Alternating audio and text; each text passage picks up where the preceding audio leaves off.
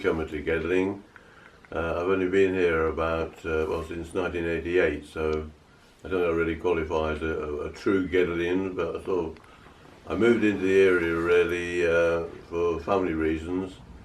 I was born on the Norfolk coast and been a bit quiet in Norfolk for various jobs and things, so I decided to move into the Midlands, and Nottingham seemed to be a good place to come to for teaching. And I came from an old boys' school at Downham Market to an old girls' school in Clifton, and then moved on to an all sorts of every sort of type of people from all over the world really, in St Anne's.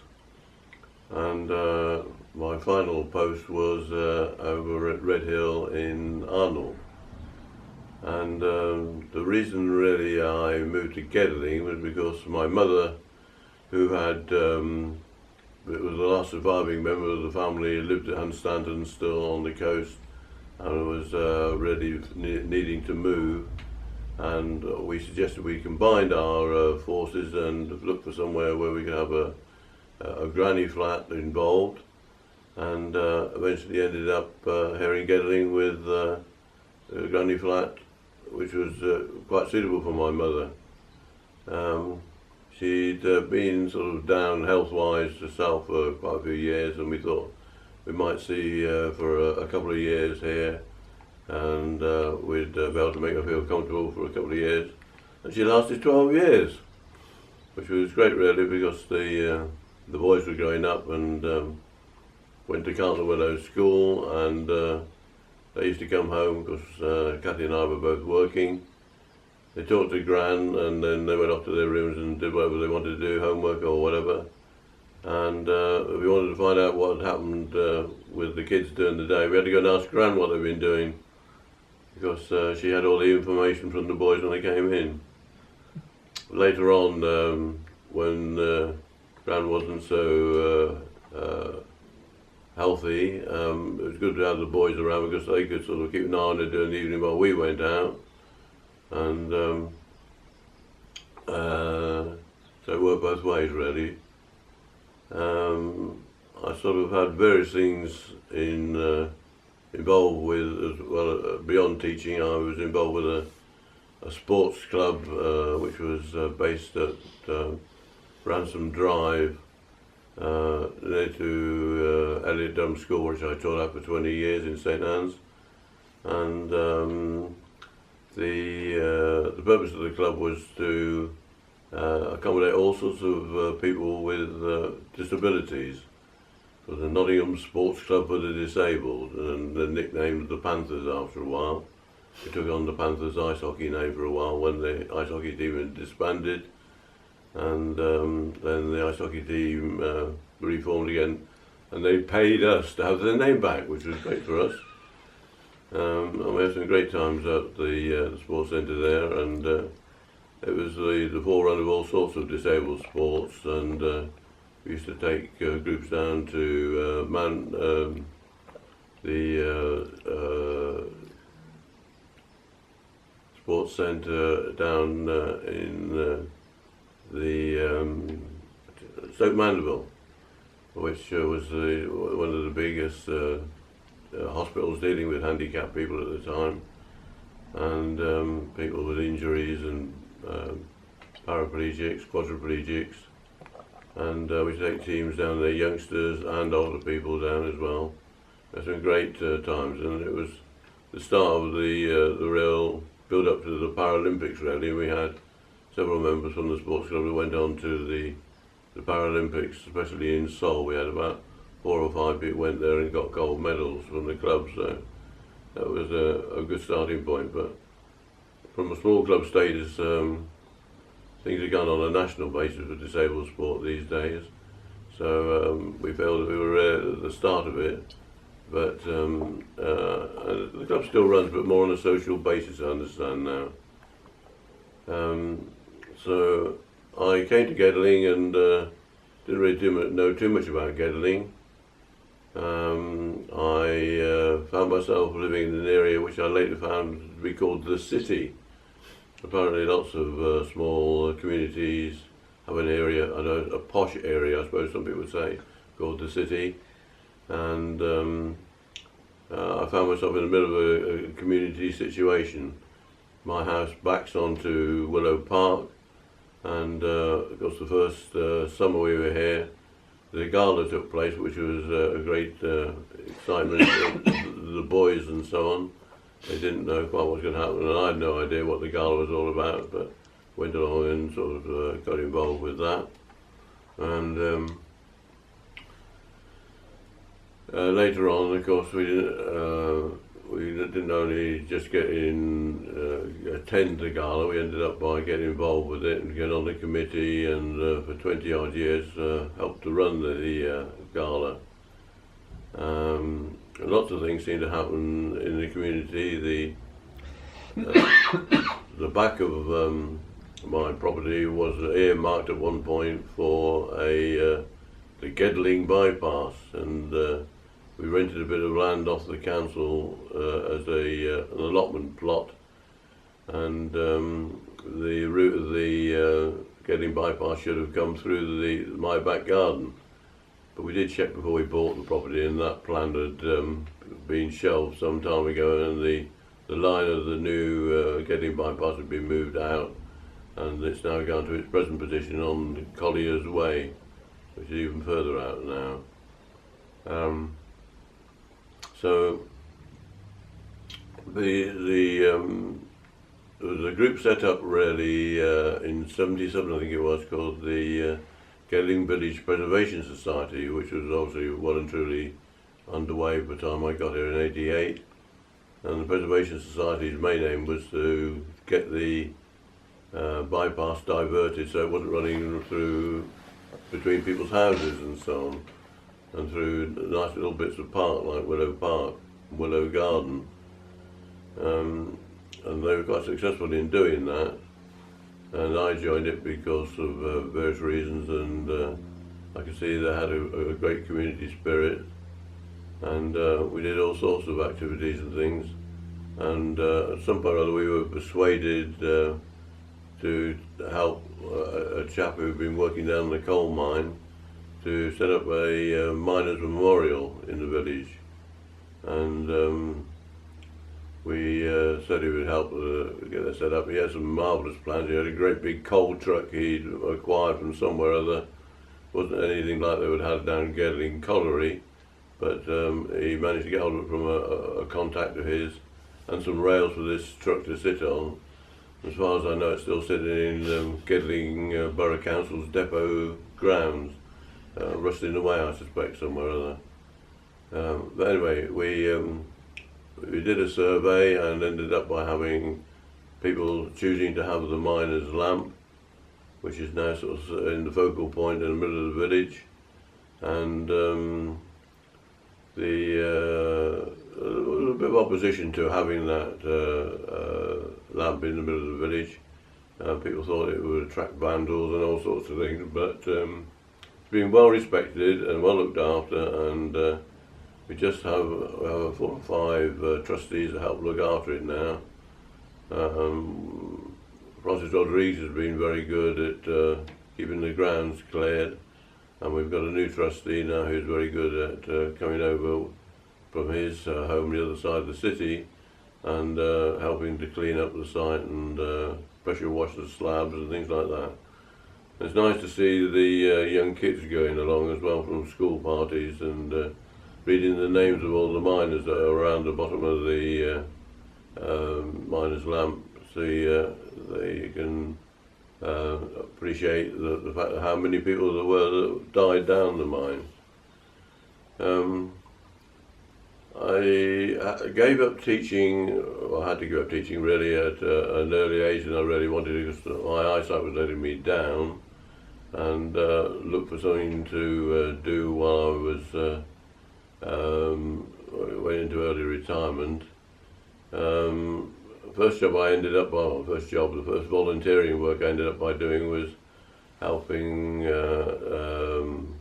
with a group that are based over in Arnold, which was Headway, and they had various groups of activities going on, and they just lost their art helper. So I went on and helped them with an afternoons of art therapy, we called it. It was more therapeutic for me than them, I think, really, but we had some great times and enjoyed doing that, and I managed to keep doing that for 12 years at least. And then they moved site and moved to the other side of the city, which wasn't so convenient for me, at which point I decided to stop doing that bit. The other thing that happened to me while I was here was I've always been a bit frustrated, really, because when I went to my O and A level college, which was a technical college, they called it, in King's Lynn at that time, I was very keen on art and design. I had some ideas of wanting to be an architect. I was always drawing plans for layouts of rooms and buildings and things like that. And I did A-level art, and I did a written paper on architecture as part of that.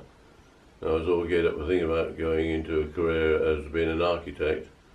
But faced with my head of faculty as an interview, a job allocation or suggestion everybody went through at the end of their term at the college. I went in and said, I think I want to be an architect. He said, well, you haven't done Latin and you haven't done Greek, so I shouldn't bother. I should go into teaching, he said, instead. So that's what I ended up by doing. I ended up by doing art teaching most of my career. I've always been fascinated by buildings, medieval buildings, church buildings particularly, and having All Hallows Church right on the doorstep was great, really. I only admired it from the outside, really, for the first few years I was in Gedling. But I think there was something going on which involved forming a Friends of All Hallows group. I think it was just about the time when the spire was cracking and they needed to do some work on it to preserve it. And they formed this Friends group, and Cathy and I went along one evening to a sort of social event to have a look. I remember the tower captain at the time, who was John Rigby, still is tower captain, took us up to the tower and we walked around the parapet at the top of the church tower. Something health and safety would never allow these days. Insurance would be totally gobsmacked with anybody thinking about going up and looking around the top of the spire these days. But it was good, you know, we could go from the top of the tower and look down and see the top of our house from the top of the church tower. And sort of a very friendly atmosphere there, and the next thing I knew, having sort of been in retirement mode, that there was somebody required to help be on duty for a funeral. And I had a suit, a dark suit, so I was asked if I would go at doing that one day.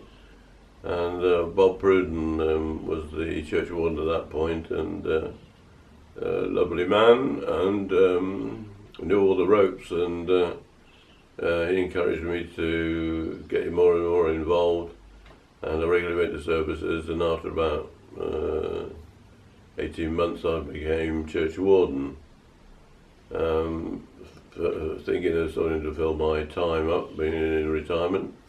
And it really sort of took over my life, really. I spent more time in church than I did at home at one point, and I should have taken my bed in and parked it in the office somewhere or other.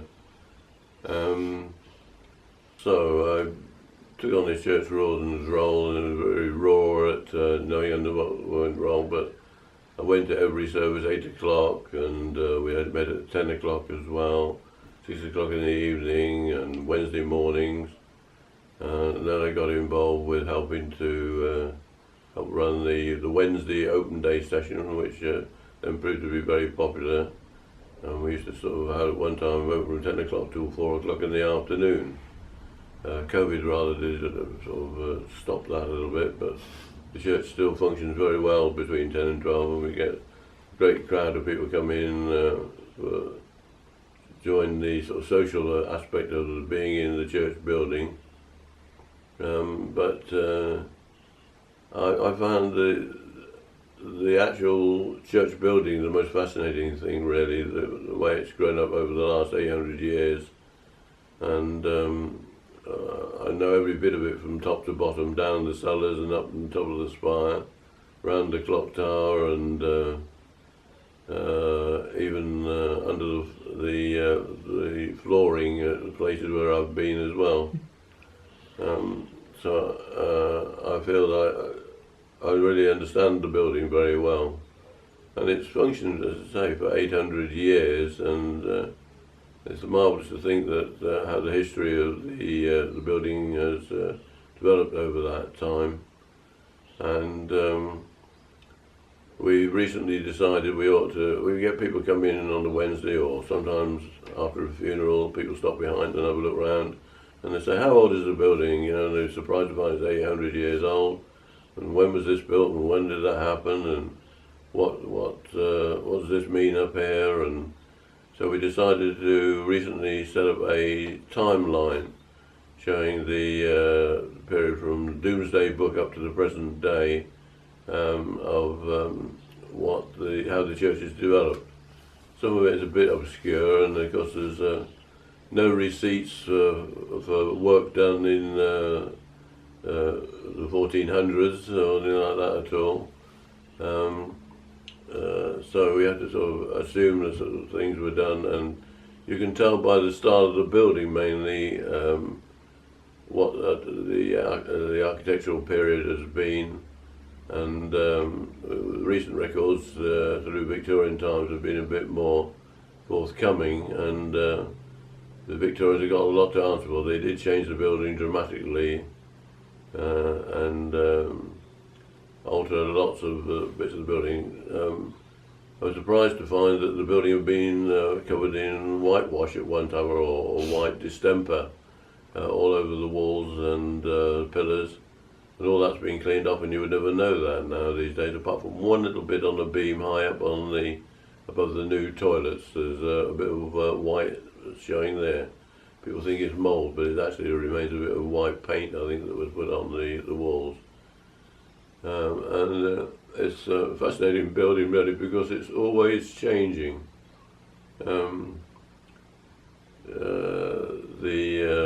The chancel area, the Victorians, some people say, messed about a bit. They had this great expectation of making it a grander building than it was, and built the chancel ceiling, or the roof of the chancel was made so much bigger. It was bigger than the actual nave of the church.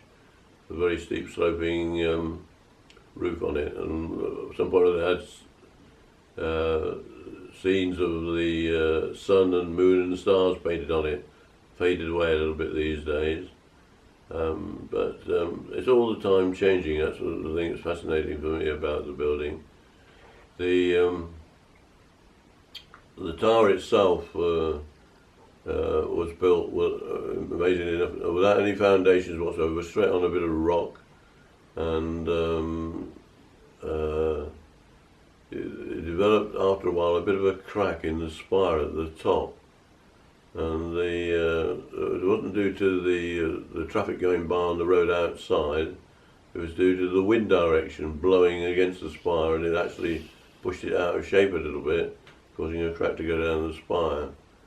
So if you go into the spire these days, it's got like an internal metal skeleton with bolts going through from the ribs of the spire to a central point, and they're sort of all anchored together in the middle. It's fascinating to see how they disguise all that from the outside, and you wouldn't even know they're there at all. And of course, recently we've had our millennium window put in, and the west window of the church was very much in danger of falling out. The glass was a bit unstable, and the stone columns supporting the tracery at the top looked a bit unstable as well. So it was decided to create a new stained glass window and call it the Millennium window, which was well supported, and we had a stained glass artist called Mr. Johnson, who came all the way up from Cornwall, I think he came from in the end, and he camped out in one of our church wardens' homes for a while and came up with his design, came with all these glass on some occasions and sections of glass. They thought they were going to have to repair the vertical columns in the stone window, because there appeared to be cracks in them. But they found the Victorians had actually repaired those, and there was rods in those, so they didn't actually have to repair those. But the fancy shaped tracery stonework at the top of the window, when they came to alter that one and put the glass in that, it was just like a thin crust on the outside, and it all crumbled. So there was a slight time pause while the expense of building the columns wasn't required, but the expense then moved to get the fancy stonework tracery at the top. But the millennium seen a popular time for having sort of stained glass artists working. So it was commissioned in 2000, but didn't really get finished till 2003. So we lived with scaffolding in church for quite some time, but it's quite an interesting window. It's very modern design. People sometimes say, well, where's all the Holy Family and where are the saints and things like that? But they are there, but you just wouldn't recognise them in the format that they're there. It's very modern design, and strangely enough, there's a lot of diagonal lines in the glasswork, and that relates to the artist seeing either side of the window were the two pictures, which were heraldic devices set on the diagonal on the walls there. We have other ones in church as well, but he felt that they were so important that he would actually include a lot of diagonal line in the window as well. So it's unusual from that point of view. And it depicts in the window things from the last millennium, the coal mine, the fountain, which still sits on the mini roundabout outside church, and Gedling House, which was also occupied by very famous people at various times. So my role in church has changed quite a bit. I was church ward on and off for 15 years, something like that. You're supposed to have 6 years on and a little rest period, and then you have another 6 years. But my rest period, people seem to think I was still church warden anyway. But I've enjoyed every moment of being in the church, and there's still things to be done, still things to do. Like a building of its age, things keep dropping off all the time. Stonework corrodes and decays, and we at the moment have had a major revamp on essential things like communication within the church, and new sound system, and the lighting was reasonable at one point or other, but LED lights seem to be the way to go, so we have a whole set of new lights in church, so it is much brighter. And the idea is that we're trying to make it so a building that's available for the whole community. So we have it out for annual general meetings and various bits and pieces like that, and concerts and bands performing. We had a famous guitarist came regularly and did the show, which dragged people from all over the country to go and watch. So it's still there as a focal point within the village.